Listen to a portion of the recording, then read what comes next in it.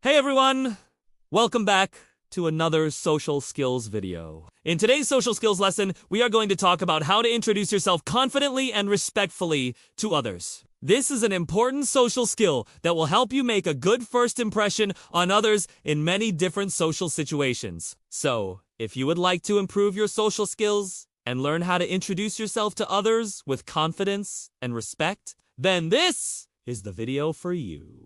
I'm your social skills coach. I am a social skills coach and the founder of a social skills training program. The social skills coach helps people just like you to overcome, build confidence, and master social skills so that you can feel more comfortable in social situations and reach your relationship and communication goals. And if that's something that you want, then be sure to stay tuned for more videos and subscribe to our channel. You can also become a member of our online social skills training program where we have live coaching, live group sessions, an amazing community, and so much more. Okay, so let's jump right into the video now. So the first step to introducing yourself confidently and respectfully to others is to make eye contact and smile. Making eye contact and smiling are two of the most important things that you can do to make a good first impression on someone when you meet them. It shows that you are friendly and approachable, and it also helps to establish rapport is the connection that you make with another person when you talk to them. So making eye contact and smiling are great ways to establish rapport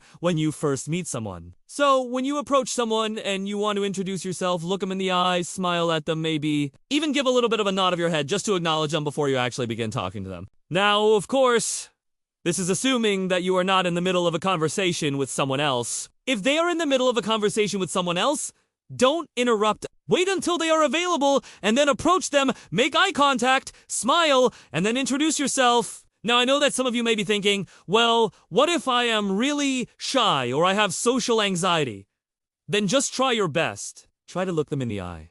Try to muster up a smile. It doesn't have to be a big smile, just a polite smile, an acknowledgement. It will mean a lot to the other person that you took the time to acknowledge them and introduce yourself. Okay, next step after you have made eye contact and smiled at the person and acknowledged them is to state your name clearly. One thing that you don't want to do is to kind of mumble or be like, hi, I'm, and then they're like, what?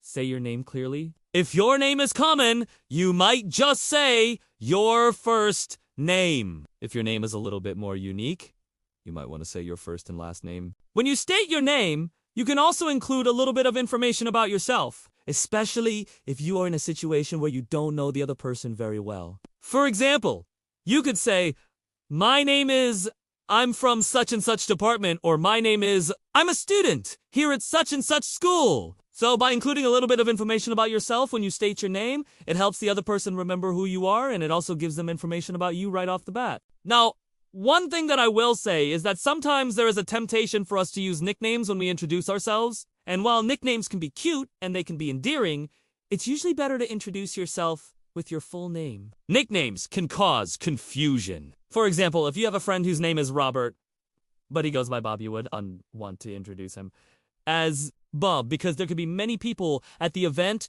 or the party or wherever you are that are also named Bob, so it's better just to stick with your full name when introducing yourself. Of course, if they ask you what you would like to be called, then you can share your nickname. All right, next step to introducing yourself confidently and respectfully to others is to ask the other person for their name and also repeat it back to them. One of the most important things that you can do to make a good impression on someone is to show them that you are interested in them. Asking them for their name and then repeating it back to them shows that you are paying attention and that you care. It also helps to establish rapport, and it shows that you are genuinely interested in getting to know them. There are many different ways that you can ask someone for their name. My name is...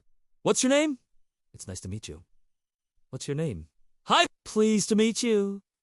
What's your name? All of these are polite and respectful ways to ask someone for their name when you first meet them. Just be sure to smile and make eye contact when you ask them for their name as well. And once they have shared their name with you, repeat it back to them. By repeating their name back to them, it shows that you are listening and that you care. It also helps to solidify the connection that you have already started to make with them. So make sure to repeat their name back to them either immediately or within the first few minutes of meeting them. Next step to introducing yourself confidently and respectfully to others is to engage in small talk. After you have asked someone for their name and they have shared it with you, it is important to engage in a little bit of small talk. Small talk is the polite conversation that we engage in when we first meet someone. It is a way to break the ice and get to know someone a little bit before diving into more meaningful topics. There are many different topics that you can talk about when engaging in small talk. Here are a few: current events, weather, sports,